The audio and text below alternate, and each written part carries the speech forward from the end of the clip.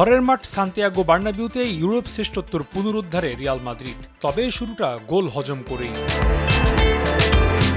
অবশ্য ২৮ মিনিটে সেই গোল শোধ করেন এমবাপ্পে।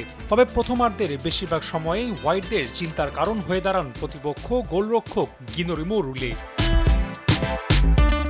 ম্যাচ জুড়ে রুলি করেছেন ১৫টি সেভ। তবে ৮১ মিনিটে আবারও পেনাল্টি পায় রিয়াল মাদ্রিদ, সেখান থেকে দলকে ২-০ গোলের জয় এনে দেন এমবাপ্পে। এদিকে শুভ সূচনা করেছে আর্সেনালও। অ্যাথলেটিক ক্লাবের মাঠে ৭২ মিনিটে দলকে লিড এনে দেন মার্তিনেল্লি।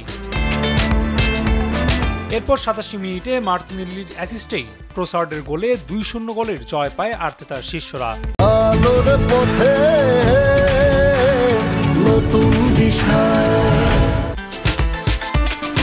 এদিকে জমজমাট লড়াই জুভেন্টাস ডর্টমুন্ড ম্যাচে।